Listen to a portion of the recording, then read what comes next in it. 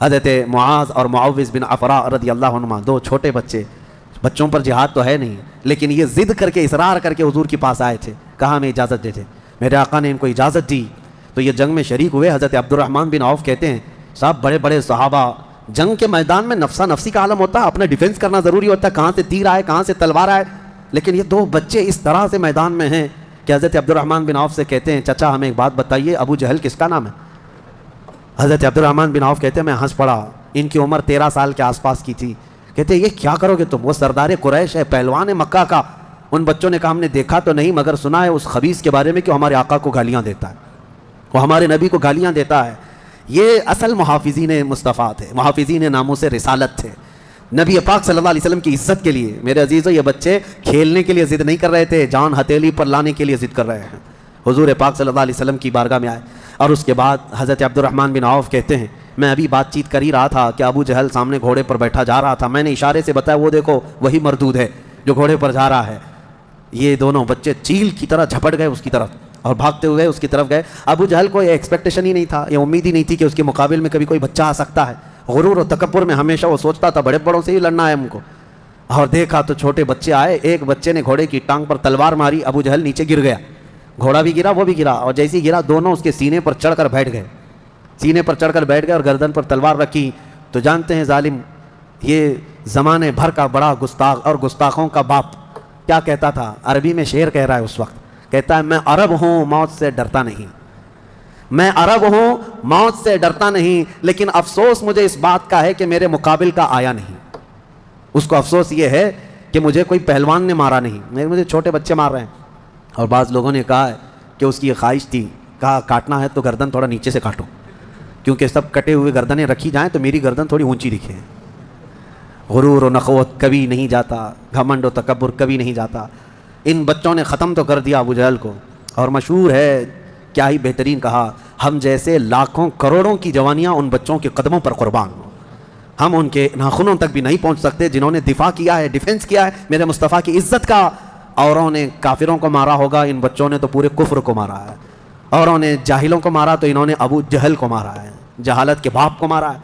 اسی جنگ میں شہزادے حضرت معاذ کا مونڈھا کسی کافر نے مار کر کے ختم کر دیا، تلوار سے کندھے کو مار دیا، لیکن جذبہ ختم نہیں ہوا۔ اس بچے نے دوسرے ہاتھ میں تلوار لی اور لڑنا شروع کیا، اور اپنے ہاتھ کو پیر میں دبا کر کھینچ کے نکال دیا۔ یہ زیادہ دیر تک نہیں، یہ دونوں شہزادے لڑتے رہے میدان بدر میں۔ شام سے پہلے دونوں بچے بھی شہید ہوئے، حضرت معاذ بھی شہیدوں میں ہیں، حضرت معوذ بھی شہیدوں میں ہیں۔ کس باپ کے یہ بیٹے تھے، کس گھر میں آنکھیں کھولی تھی انہوں نے، جہاں ماں کو قرآن کی تلاوت کرتے سنا، باپ کو محراب عبادت میں دیکھا، اور گٹھی میں ان کے پلایا ہوا تھا عظمت مصطفیٰ۔ سب سے پہلی چیز ہے میرے عزیزو، یہ جان دے چکے میدان میں۔ نبی پاک صلی اللہ علیہ وسلم شام کے وقت جنگ کا پانسا کیسے پلٹا، یہ صحابہ ایسے گھستے چلے گئے ان کے صفوں میں کہ وہ ہیبت سے بھاگنے پر مجبور ہو گئے۔ مکہ کے کفار جتنے بھی تھے سب کے سب اپنا ساز و سامان چھوڑ کر میدان سے بھاگنے لگ گئے۔ وہاں پر اپنے مویشی چھوڑا، اپنے بہت سارے چھوڑا، یہاں تک کہ 70 قیدی پکڑ میں آئے اور 70 مارے جا چکے تھے، 140، اور صحابہ میں 13 شہید تھے، 1 زخمی تھے۔ 13 شہید ہوئے، 1 زخمی تھے حضرت عبیدہ بن حارث، وہ بھی راستے میں جا کر شہید ہوئے۔ تو جنگ بدر کے ٹوٹل شہید 14 ہیں، باقی وہ 70 اور 140 پورے ٹوٹل یعنی قیدی ملا کر۔ شام کے وقت اب سنو میرے آقا صلی اللہ علیہ وسلم کا معجزہ۔ صحابہ کہتے ہیں حضور نکلے، میدان میں آئے، سب کافروں کی لاشیں ایک جگہ کھینچ کر لا کر گڑھے میں ڈال دی گئیں، لیکن لاشیں دیکھنے کے لیے حضور میدان میں جا رہے تھے۔ صحابہ کہتے ہیں قسم خدا کی ہم نے دیکھا حضور نے جس کے لیے جو دائرہ کھینچا تھا وہ کافر وہیں گر کے مرا تھا، ایک بال بھی باہر نہیں تھا۔ حضور نے جس کے لیے لکیر کھینچا تھا وہ کافر اسی میں گر کر مرا ہوا تھا۔ حضور نے جو نشان بنایا تھا ابو جہل وہیں مرا ہوا تھا، عتبہ وہیں مرا ہوا تھا، شیبہ وہیں مرا ہوا تھا۔ آج کے منافقین کے لیے بھی یہ درس ہے، یہ دیکھیں جنگ بدر کی تاریخ کو، نبی پاک صلی اللہ علیہ وسلم ایک دن پہلے یہ بتا رہے ہیں کہ کون کہاں مرے گا، اور یہ ابھی تک اس بحث میں ہے کہ پیٹ پیچھے کا علم نہیں، دیوار پیچھے کا علم نہیں، یا اپنے جیسا نبی کو بھی قیاس کرتے ہیں۔ اللہ ہدایت عطا فرمائے۔ اب شام کے وقت سارے وہ لاشوں کو لا کر ایک گڑھے میں جمع کر دیا، اور جو مسلمان صحابہ تھے ان کی لاشیں جمع کی گئیں اور ان کو عزت کے ساتھ احترام کے ساتھ اسی بدر کے میدان کے قریب دفن کر دیا گیا۔ اور کافروں کی لاشوں کے پاس کھڑے ہو کر حضور نے پھر ایک خطبہ دیا، خطبہ دے رہے تھے، اور اس میں حضور صلی اللہ علیہ وسلم یہ فرما رہے تھے، اے لوگو، ہمارے رب نے جو ہم سے وعدہ کیا تھا وہ پورا کر دکھایا اللہ نے. بتاؤ تمہارا خدا جو تم سے کوئی وعدہ کیا تھا کیا تم کو بھی پورا کر دیا؟ کیا تم نے موت کے بعد وہ چیز پا لی جس کے لیے تم لڑتے تھے؟ صحابہ پوچھنے لگے یا رسول اللہ صلی اللہ علیہ وسلم آپ ہی کس کو سنا رہے ہیں؟ یہ مرے ہوئے کفار کو.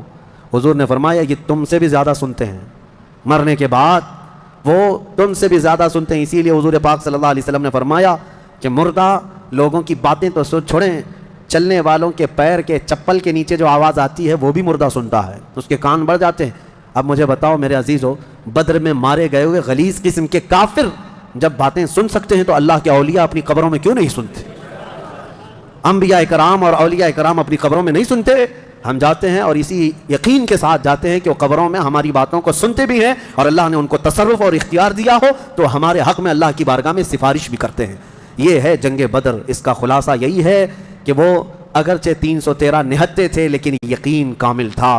اسی کو اقبال نے کہا ہے یقین محکم عمل پہ ہم، جہاد محبت فاتح عالم، جہاد زندگانی میں ہیں یہ مردوں کی شمشیریں.